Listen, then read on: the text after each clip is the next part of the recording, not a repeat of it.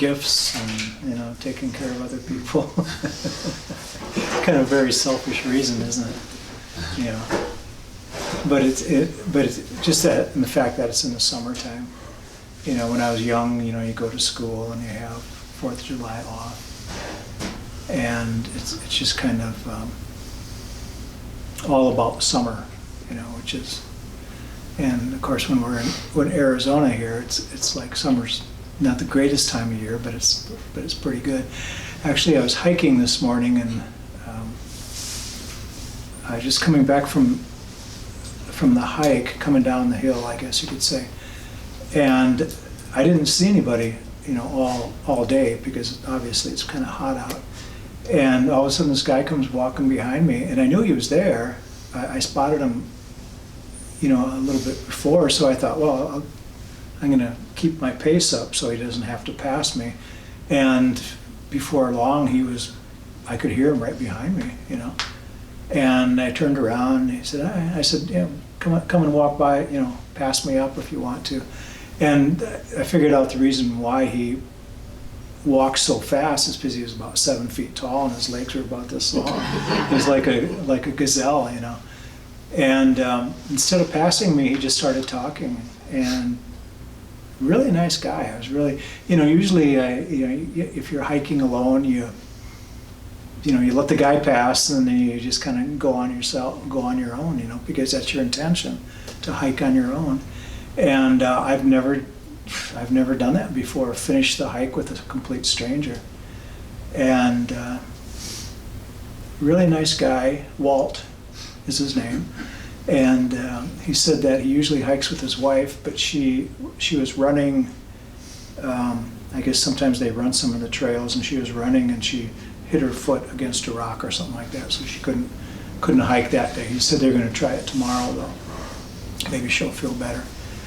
And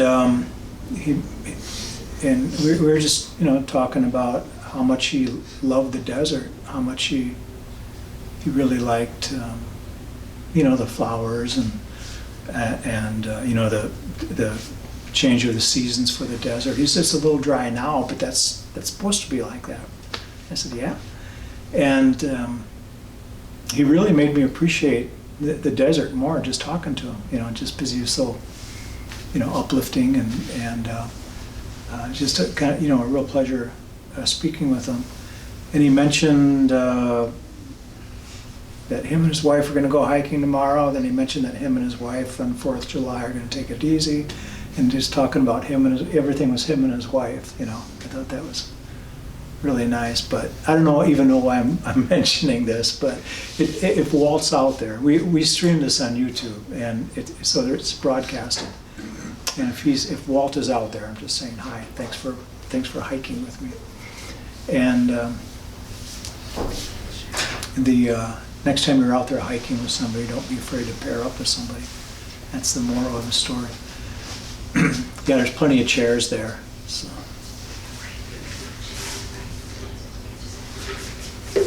That's nice. You can get one of those cushy ones for her. That gray one right there. It's probably more comfortable.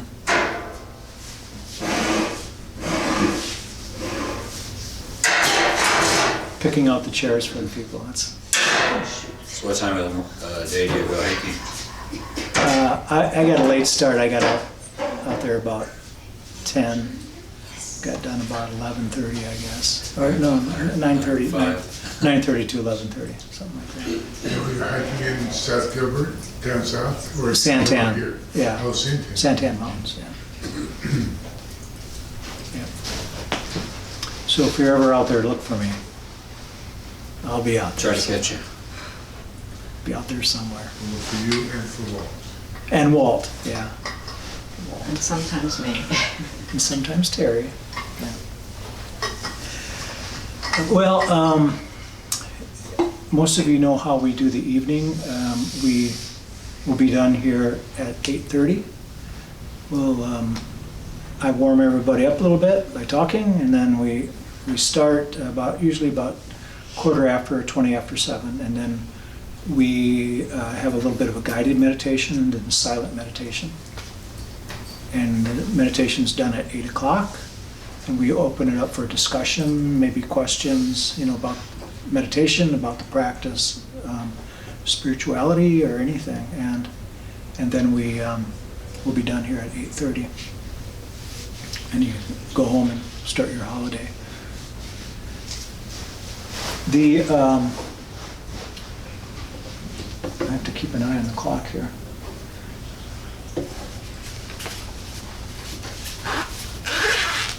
I was working with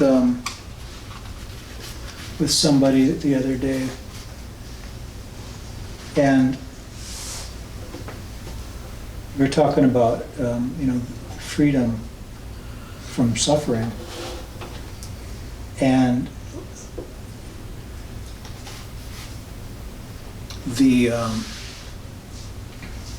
try to get this right here, how the conversation went. But we're talking about various things, and one of the things that came up was, and it can really pertain to meditation, and it's about doership. I don't know if you've heard that term, doership, before, but in this case, it's more of a non-doership than anything. And this non-doership is the idea that we aren't, doing anything ourselves. And what I mean by that is, it's like comparing ourselves. I thought about this earlier, and maybe a good way to describe it. And if we use the computer as an analogy, and how we can program a computer, and somebody else can come along and program the same computer, and actually hundreds of people can program the computer, and we can buy programs and install information, and we do it all the time. Actually, most of us do it all the time, each day. And so internally, that computer is different inside, and it functions a little bit differently because of that information. Sometimes the memory isn't big enough and it slows down, and sometimes it works fine, and all these various things can happen.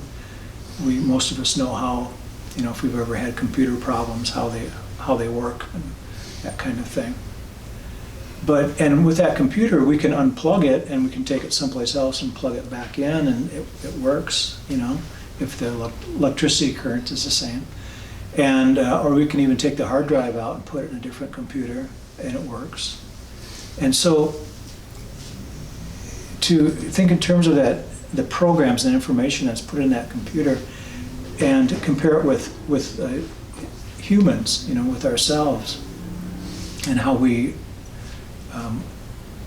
get along in the world, with our senses. We see and hear, smell and taste and touch, all these different things. So all this information is actually coming into us. It's like we're being programmed by our experiences, and by the things that we touch and see, and everything that we do in our life. So in essence, we're being programmed, very much like that computer. And we can even take a look at different information that comes in and see how we react to that information, basically by how we have been programmed, in the past.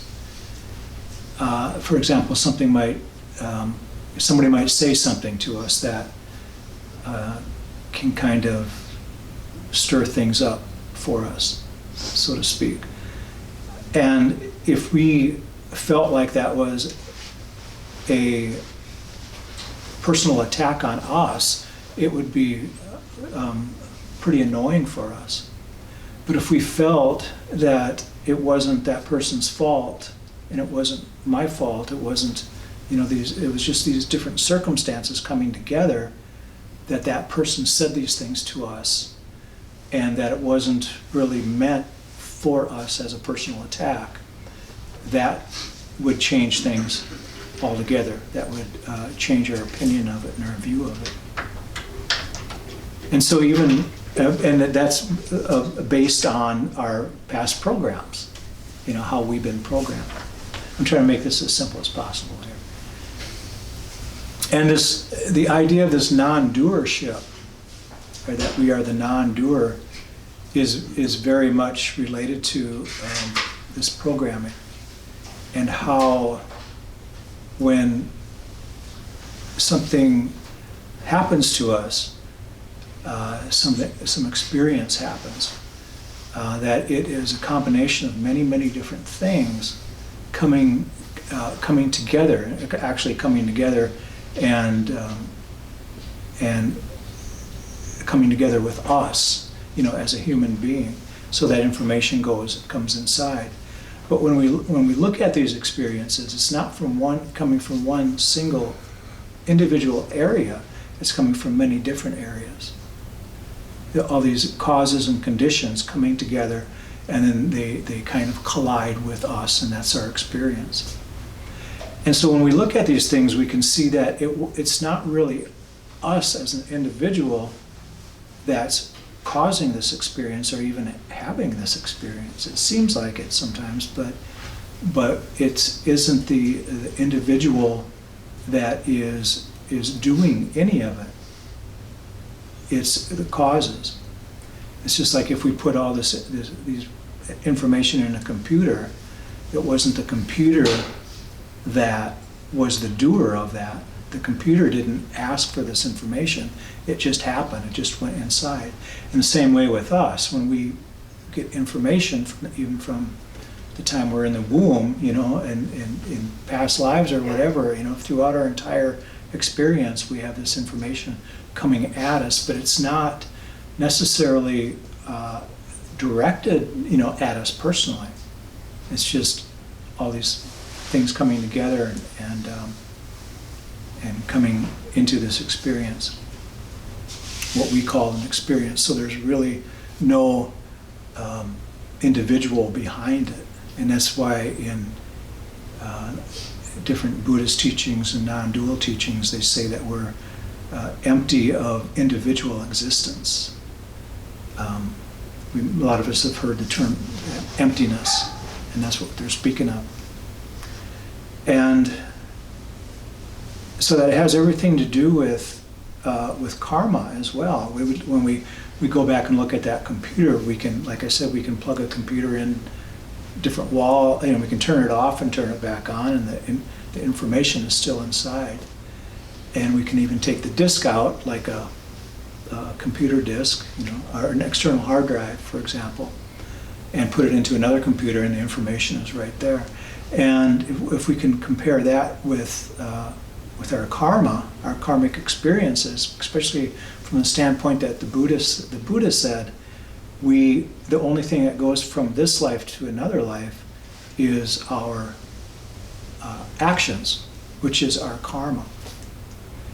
And so when we relate that to a computer, first the questions comes up, or the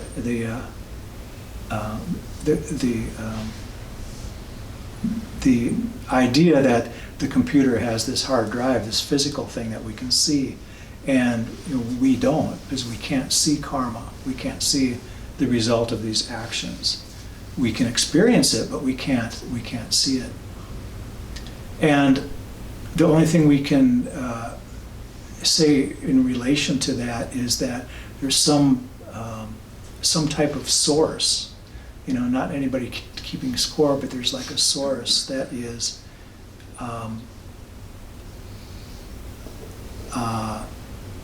we could say that it is allowing this to be passed on from, or not allowing, but is allowing, well, let's just say allowing this to happen, that it's this karma, these actions are passed from one experience to another, or even one life to another, and so on. And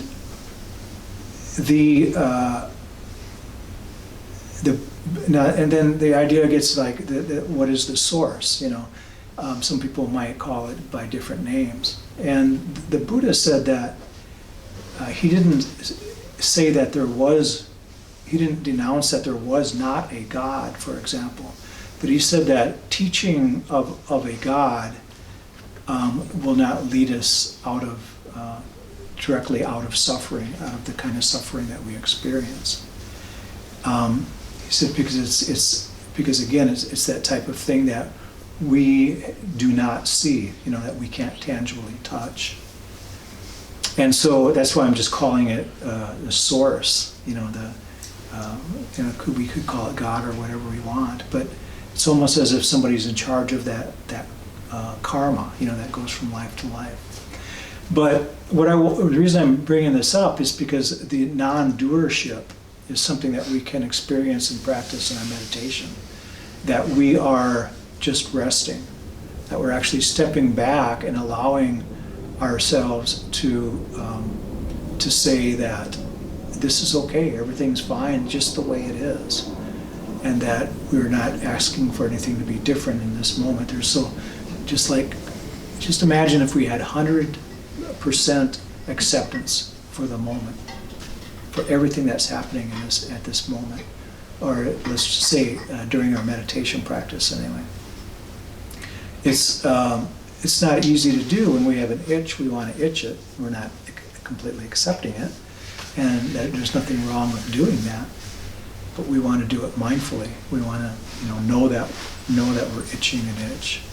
If we're uncomfortable in the body and we, for some reason, we feel as if I just can't accept this right now. I have to move, and that's fine too, as long as we understand, as long as we know that we're purposely not accepting something, that we're aware of that's happening. So acceptance is a big part of this non-doership, especially when we look at it in terms of, our half-hour or 40-minute meditation practice. So that's the invitation this evening. Be able to experience your meditation, the mind of non-doership and acceptance with everything. And if we can do that, we will have a very good meditation. Any questions from anybody? When we start the meditation, I'll guide us through for the first 10, 15, 20 minutes, whatever it turns out to be. And in that guiding is instructions. So if you're new to meditation and you want to follow some instructions, they will be in the guiding. And some people just like to have something to listen to, something to focus on, with their ears, while we're meditating. But I will be talking about the breath, and the breath is something that I refer to as our meditation object. And the breath is our focal point for the most part, to use the breath as something to concentrate on. So, if you want to make yourself comfortable,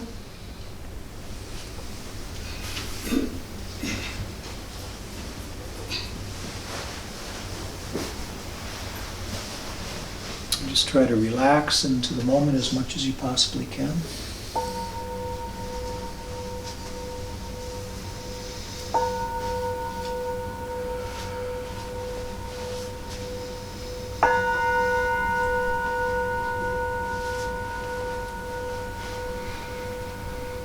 Gently close the eyes.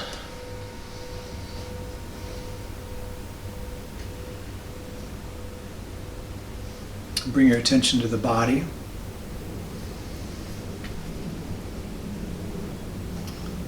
And with the body, if you can remember to keep the back fairly straight. If you're sitting in a chair, you might want to consider keeping both feet on the floor.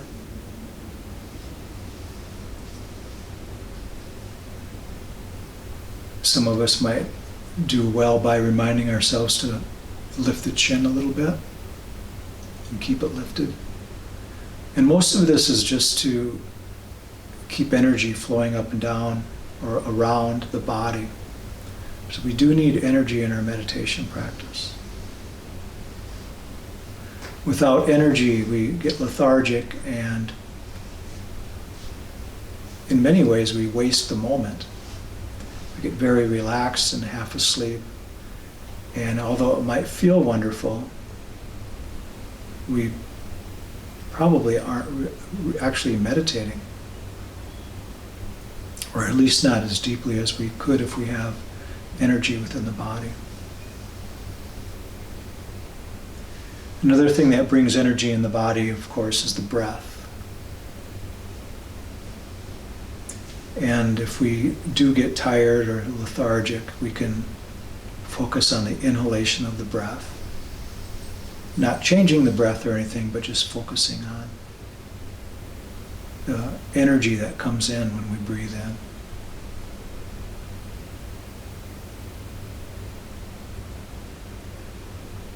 In some situations, we might want to focus on the exhalation, which we can find is much more relaxing than the inhalation.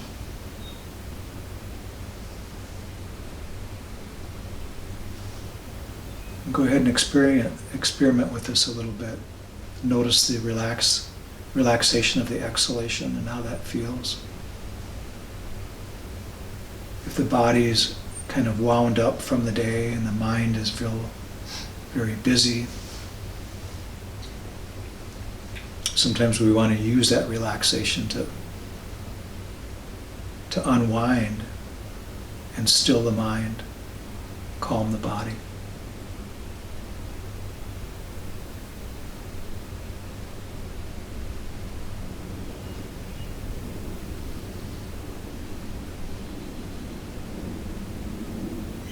Alternatively, if we want to pay attention to the inhalation, bring our attention to the top of the inhalation, we can notice that there's a little bit more energizing. There's some energy there.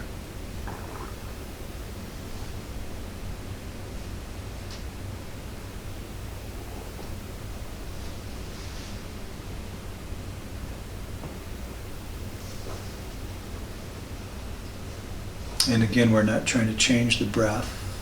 We're not trying to change anything. We're just observing.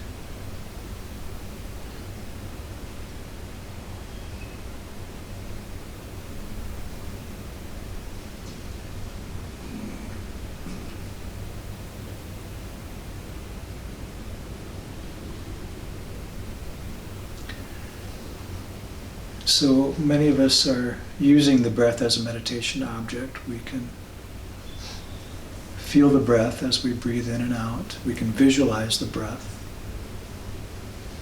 We can count the breaths. We can do many different things with it. We can focus on the inhalation or the exhalation.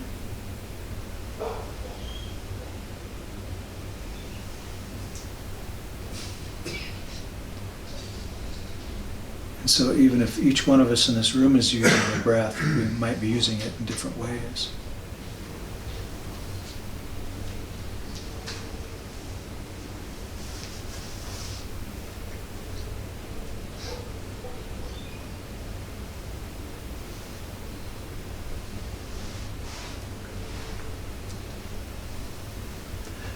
But the reason for the breath and why we use it in this way is we need something to come back to. We need something to focus on. Otherwise, the mind will wander off. And the untrained mind, it's very difficult to keep it settled. And so we purposely bring it back to something that we're very hopefully familiar with, and that's the breath in this case.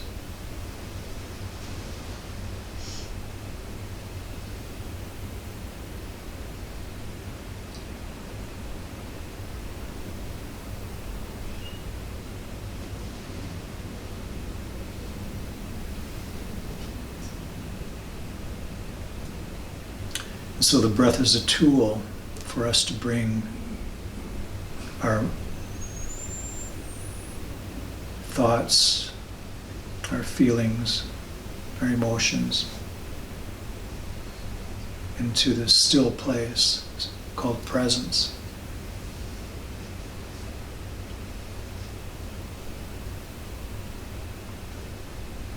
When we're present,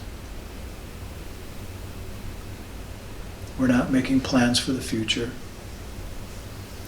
We're not wondering what we're going to be doing in the next moment or the next day or the next year.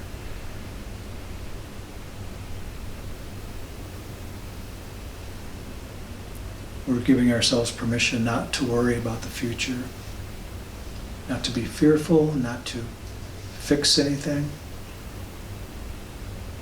but to accept everything that might happen in the future.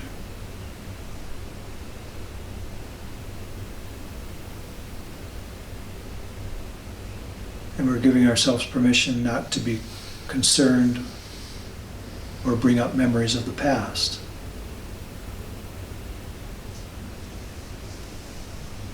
And again, there's a great deal of acceptance that is sometimes required. But to lay down and set aside all these memories of things that have happened, whether they're good or bad, is just simply not necessary at this time if we want to really experience a good meditation practice.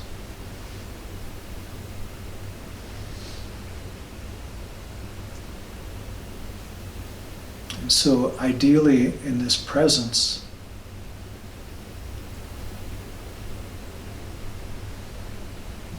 there is no past and there's no future. There can still be thinking.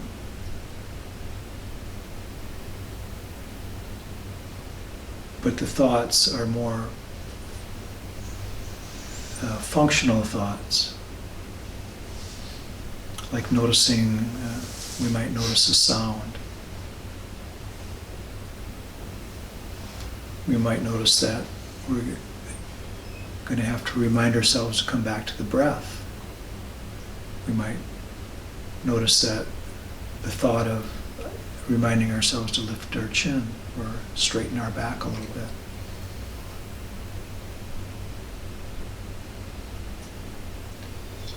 So it's very much the working mind, the thoughts that are not harmful, very practical in the moment. And then eventually these can subside as well. When we practice meditation consistently, wonderful things can happen, incredible things can happen. The mind can shift into a neutral gear, or out of gear into neutral, I guess you could say. And so the idea of focusing on the breath is not so distant. It's actually a oneness where we feel that we ourselves and the breath are one, because that's our only intention, is to very lightly feel the sensation of the breath. And so we become that sensation.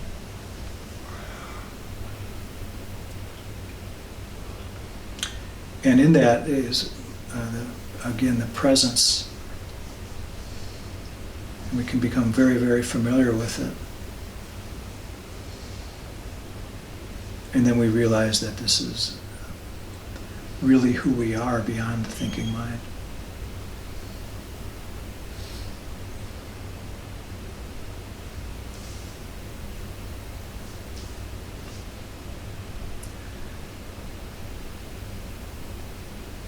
And so in meditation, we're resting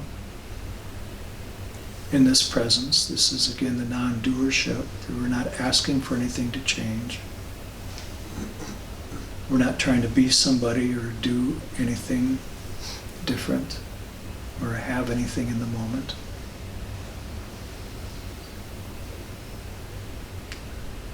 We're not trying to protect anything or do anything other than just try to sit in this presence and experience our true nature.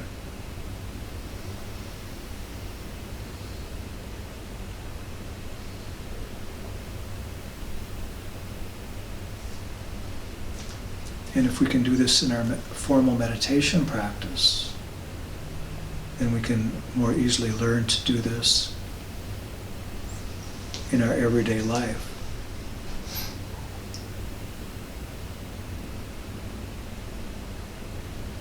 And the result is being less reactive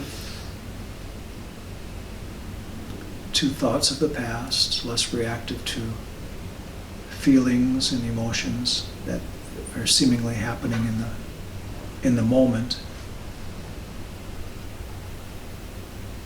and less reactive to thoughts and fears of the future and the need to constantly fix something.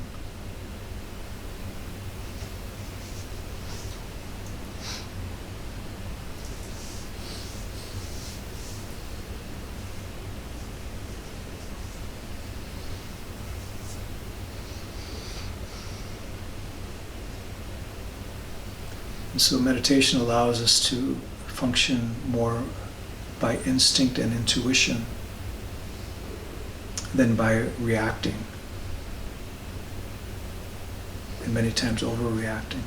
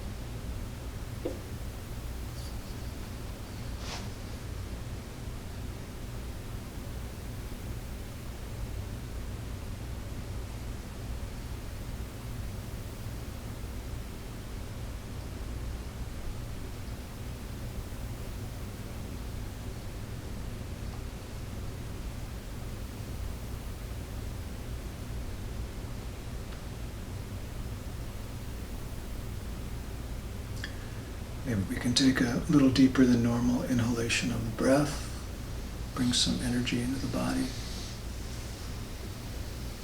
Gently exhale. Do this again, a little deeper than normal inhalation. Slowly exhale. And one more time, deeper than normal inhalation of the breath. Exhale.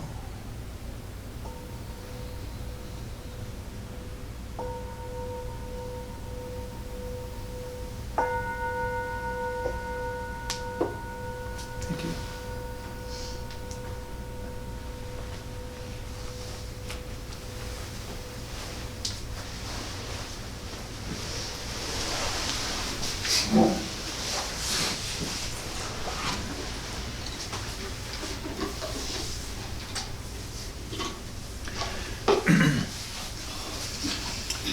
At the end of the meditation, we've been reciting this Loving Kindness Sutra for, I don't know, maybe the past 5 years or something like that. So if you have a copy, we'll recite this together.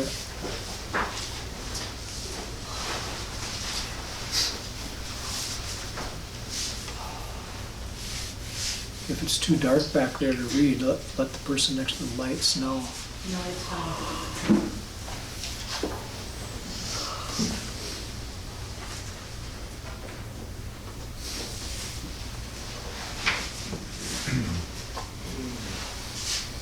So I'll recite this together. To attain the state of peace, one skilled in goodness should be able, upright, perfectly upright, gentle in speech, kind, and free from pride, contented, easily satisfied, with limited duties and unburdened livelihood, controlled in senses, discreet, reserved, and not blindly attached to groups. One should not commit the slightest wrong, that the wise might censor, wishing, may there be happiness and security, may all beings be happy. Whatever beings there are, whether feeble or strong, tall or short, large, medium, or small, microscopic or mammoth, leaving none. Seen or unseen, living near or far away, born or to be born, may all beings be happy. Let one not deceive another, nor deceive anyone anywhere, nor in anger, nor in ill will, should one wish another harm. And just as a mother would risk her own life to protect her only child, even so, one should cultivate a limitless concern for all living beings. Extend loving kindness throughout the world without limitation, above, below, and across, free of obstruction, enmity, or hostility. Whether standing, walking, sitting, or lying down, one should diligently sustain this mindfulness. This is called sublime living. Without holding narrow views, but being endowed with broad vision, and desires, the virtuous are not born again into this world. May each one of us and all beings be well, happy, and peaceful. May no harm come to us, and may no difficulties come to us. May we all meet with spiritual and worldly success. May we have the patience, the courage, and the understanding to meet and overcome any problems or any difficulties that we might face in life. Thank you.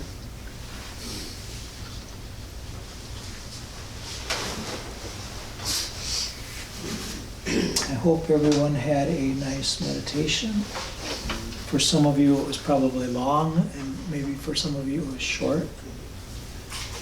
And some of you, it was just right. I thought it was very nice. And the dog didn't bark. There's a dog in the other room. Yeah, I thought I heard a dog somewhere. Yeah. He's a puppy, about 50 pounds. He's a 6-month-old black lab. Oh, nice. The girl that We have a meditation learning center has a room that we rent out from time to time. We use it for retreats and sometimes for different situations.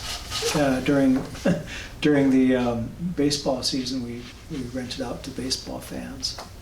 You know, just to bring a little bit more revenue to the center.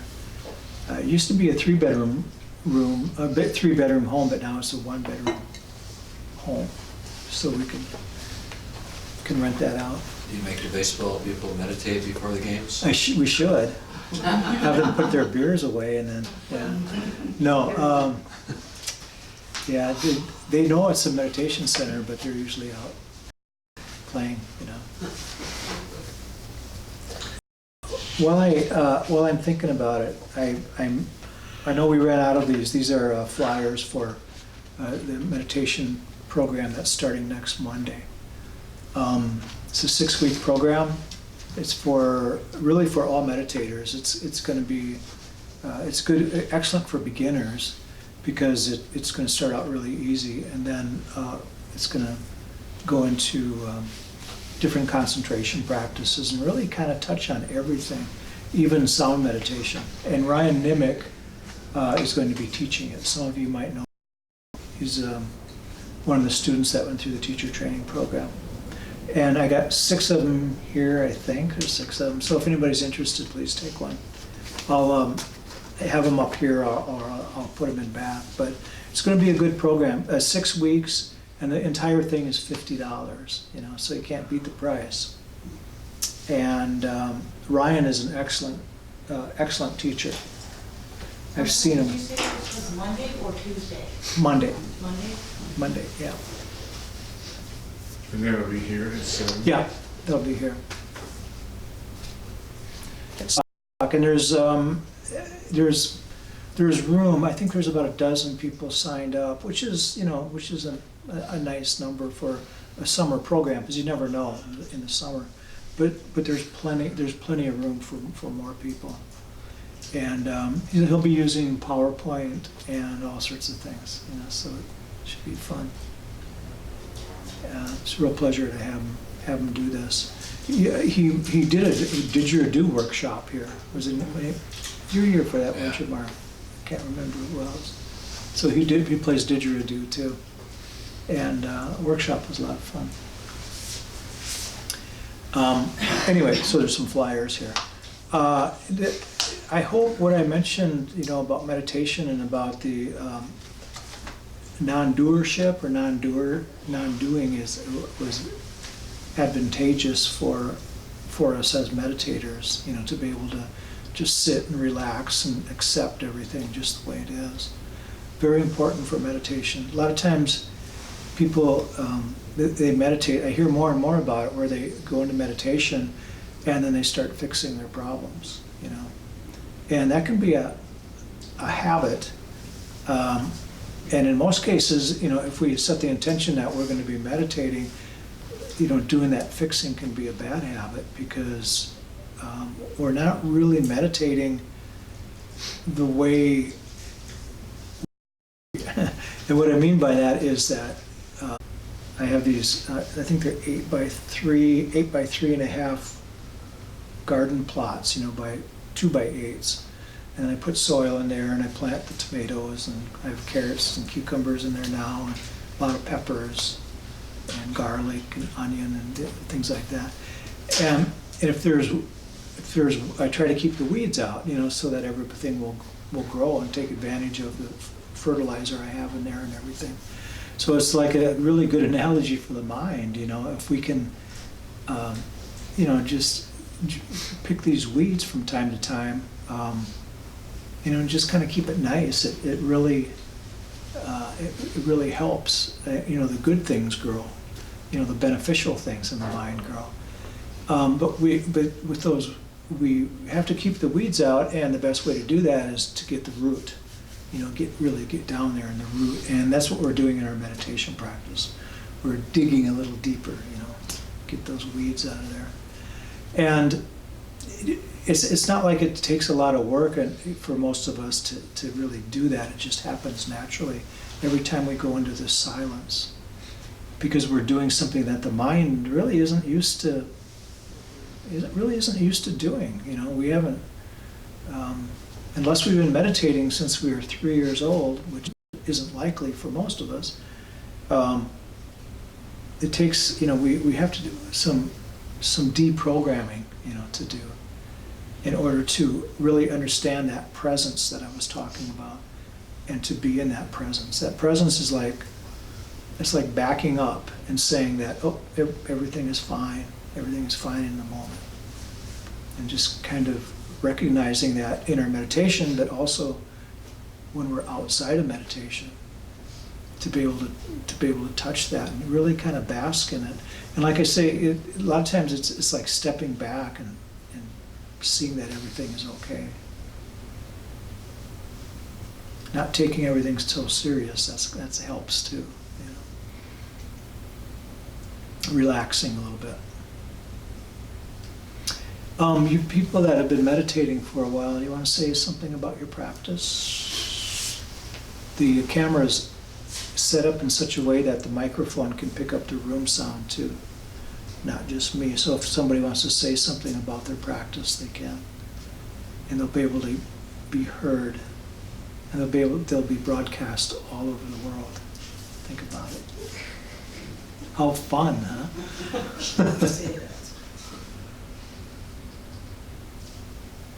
So the challenge has been put out. I can say that when I first started coming here, in the 40-minute meditation, it was like, it seemed like forever. Forever. Yeah, and I was like, after about 15 minutes, I was miserable. I was like, oh, when's this gonna be over? But I've been doing like, for about a year now, I've been doing like a half hour every day at home. Yeah, great. And now I come here and it's like, it doesn't seem like anything. It's like, it almost ends before I want it to end. Yeah, you start getting comfortable and kind of relax into it. And how long does it take you? Do you have a lot of people when they meditate consistently, they kind of know how long it takes them before they kind of get into that comfort zone? And some people it happens right away, but some people it'll be 10 or 20 minutes. Usually like 15 minutes in. Yeah. That's why 15 minutes wasn't enough for me. And I went to 20, and then I'm up to about 30 now. Yeah. Because I figure 15 minutes to get settled down and another to be really calm. Yeah, that's a good practice. You just sit in silence. No, I actually listen to You have an app? these podcasts, Oh, these 30-minute meditations. guided. And he does like you, where he talks for a little bit and then he's silent. And then it's silent. Okay. Yeah. Yeah, good. I always like to hear people say that they have at least some silence, or half of it is silence in their meditation. Yeah. But I think I like it because it gets me back on track sometimes. If he talks, then I'm like, oh, okay, I gotta get back. There I am. Yeah. Like coming back home. Good. I know I'm in the zone, like you were talking about, when I see those colors I was telling you about. Mm-hmm. Yeah. And I forget what you call that when you see a visual. Nimitta. Yeah, Yeah. I should write that down. But you asked how long it takes to get there, and really it depends on what I'm walking in here with. Like if I Yeah. came in. It depends on what's in your backpack, right? Yeah, yeah. But like when we do the 3-day meditations, you know, the second day it like happens within minutes, you know. But the first day, I don't know, sometimes I don't even get there. So I'm just, Yeah. it takes a long time to calm down. Yeah. So, That's anyway, good. It's very helpful to me, yeah. That's good. Yeah, Amy she mentioned these, sometimes people use lights or colors or something in their field of vision, you know, in their imagery, you know, with the eyes closed. And that's called a nimitta, which is a Pali word, which means a mind sign. So what that does is it's a substitute for something like the breath. We can focus. We need something to focus on, and if we close our eyes and there's a regular pattern, oftentimes it's a single light, and sometimes it's swirling lights or colors, certain colors. Some people actually they see, some people, I hear people that they see indigo and things like that. More commonly, like a white light, like a flashlight in the distance, or a train out in the distance coming towards you. But if we close our eyes and that appears, then that's a sign that we are concentrated. Because if it's one of those things like we go, oh, there's that light, and then it's gone, So if we just relax into it, and the light or the color or whatever it might be comes up, then we can use that as our meditation object and not the breath or anything like that. And it happens for some people and it doesn't happen for others.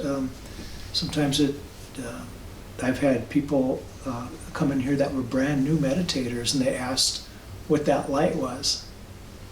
And I didn't say, what light? You're nuts, But you have to explain to people what it is, and then they can use it. They can use it for their meditation practice. And if that happens to some of you, that's wonderful. But don't try to necessarily create it, and try to create this light or this color.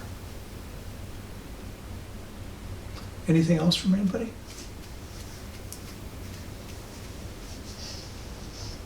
John?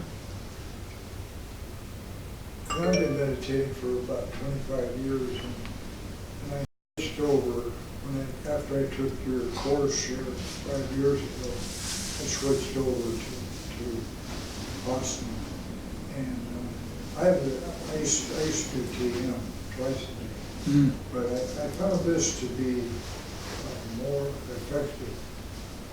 For some reason, it's kind of hard to put my finger, but for me, meditation works because I do it every day at the same time.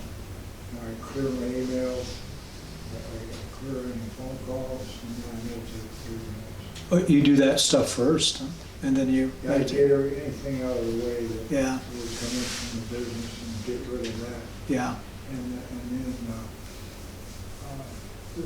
the difference for me, I think, came when I realized that I was taking a lot of the practice to work with me and into other situations where there's not many big deals after a while. Yeah. And working in therapeutic environments, so I teach a lot of people to meditate, because everybody who comes to me with a problem, it's always the past or the future, and they're never present. And meditation is about being present. And meditation, I mean, there's the one thing I take a lot of input from others. I listen to a lot of meditation stuff besides what I'm hearing. And there is no goal in meditation, and there's no right way or wrong way. That's what I do. Right. That's kind of what I've learned. And so I'm sometimes my mind is like a monkey, and sometimes I have this perfect meditation, and sometimes I go, gosh, I haven't meditated, And so, but it's been a good experience. And I took another course in mindfulness-based stress reduction, which is very popular among our clients, because a lot of them have a difficult time relaxing. Yeah. But, and I read a lot about what meditation does to our amygdala and our prefrontal cortex and the different parts of our brain, how it changes. So I take in a lot of information that is also helpful. Yeah, yeah, that's good. Yeah, thanks for sharing, John. John mentioned TM, Transcendental Meditation, and that's a practice that it's a fairly popular practice. It was made popular by the Beatles primarily, and now it's a kind of a practice of a lot of celebrities still are kind of drawn to it for whatever reason. They have a way of taking the practitioners and kind of highlighting them and asking them, Eleanor DeGeneres, people like that to speak about TM. And there's quite a few famous people that practice it. Of course, there's a lot of famous people that practice Vipassana as well. But TM, instead of using the breath or the nimitta or anything like that, they use mantra. And mantra is an inner dialogue, words, Usually it's like a Sanskrit saying or something that, a phrase that doesn't really have any meaning. It doesn't really have to have any meaning. Although it could, but the phrase doesn't. And it seems like people that are maybe more linguistic or maybe more into words, it works well for them to use that as their meditation object rather than the breath. And so that's something a person can experiment with too. It's not, the mantra isn't said out loud or anything like that. We would have trouble meditating as a group if we all had mantras and we were saying them out loud, because all the mantras are different, so they're said silently inside the mind. So nobody has the same one? Well, but maybe by accident, there might be something like that. But usually it's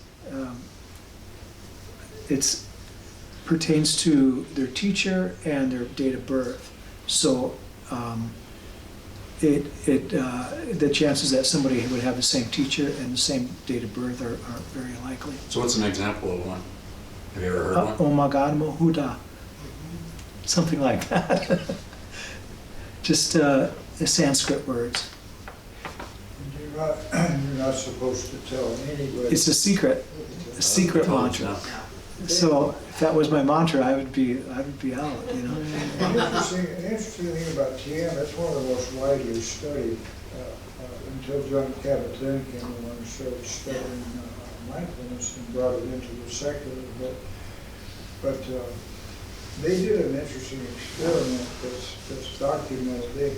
They believe that if I think it was 1/10 of the population meditated at the same time, that it would have an effect on the crime rate. Yes. And abuse and robbery and rape and drug abuse, all that stuff.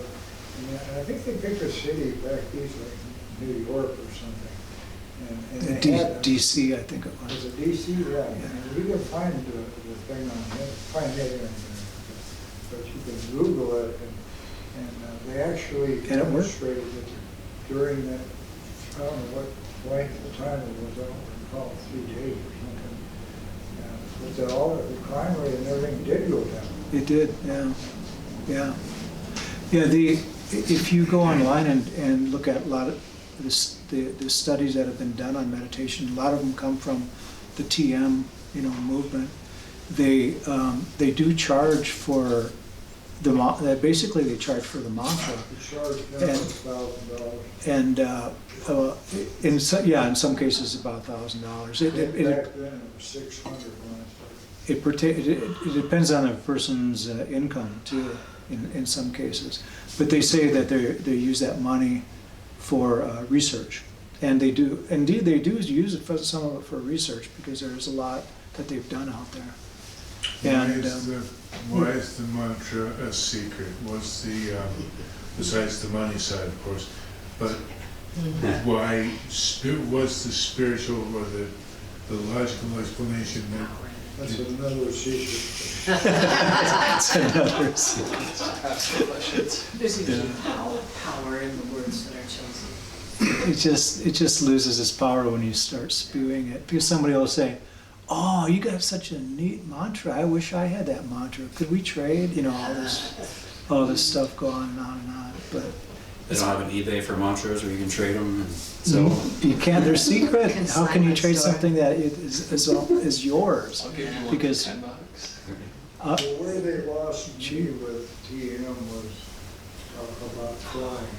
And that's, where you reach a certain level of meditation, you can float or fly. And that's the basic way. That's where we're going to do that next week here. Move on. I kind of lost me. Yeah. Well, the TM, it works solely by it works because of the consistency. 20 minutes in the morning and 20 minutes at night. And that's a wonderful practice. Any meditation practice, if you do it 20 minutes in the morning and 20 minutes at night, it will work. And so that's why I'm advocate of consistency. You know? And I suspect that if you use the mantra Om 20 minutes in the morning and 20 minutes at night every day for the rest of your life, it'd probably be just as effective as any secret mantra. It would work. $1,000 on the You could save $1,000. So you think it's beneficial for Vipassana to do it twice a day or just once a day, or? I think it's great to do it twice a day. I don't ask people to do that. I don't even ask them to meditate for a certain time, but to do it every day. You know, I think if a person meditated when the sun came up and then they meditated again when the sun came down, it would be a wonderful practice. Yeah, I've been thinking about adding a second one at night, but I Yeah. don't know. Yeah, and some people, it's different. It's completely different. You know, when I meditate in the morning, it's a completely different feel than at night for me. There's less inhibitions in the morning. I wake up and I don't start thinking about, this and that or, the other thing, and just start meditating. But you go through your entire day and then you go, well, I gotta sit down and meditate. It's not so bad here in a group, but by yourself, it's a little bit hard for me to settle down like I can in the morning. It's not difficult. It can be done, but I notice a difference. In the morning, do you meditate before or after coffee? Usually, Really good question, yeah. it's a yeah, good question. For real. usually after coffee. Yeah, I have a cup in the morning and then I'm set. Yeah, I have to get that kick, I guess, going. But first thing I do is I download. I'll have a piece of paper next to me and a pencil and write down the things that are creeping up in my mind, like I got to do this, got to do that, got to do this. I'll download and write it stuff down, and then set the intention. Give myself permission to let all that stuff go. Anything else from anybody? I know, like John said, he gets up and checks his email like first thing, and I was like, for me, I can't. But you're at the office though, right, John? Or is that at home? No, I'm at home. Oh, okay. But I have early morning people that got things that they might have a question, so I Yeah, it could be critical stuff. I'll call them. Right. Mine's usually something I gotta do, and it's like I'll be thinking about it the whole time I'm meditating if I read it. So Yeah, I don't read anything yeah. before. Yeah. Yeah, I'm the same way, and that's why it's a little bit different in the evening for me. Yeah. Okay, again, I got 6 copies of, if you want some more information about the program that's starting on Monday. Thank you, everybody, for coming. Any other information, tune into meditationlearningcenter.com about the retreats that are coming up and that kind of thing. Let me know if I can ever help you with anything. Thanks.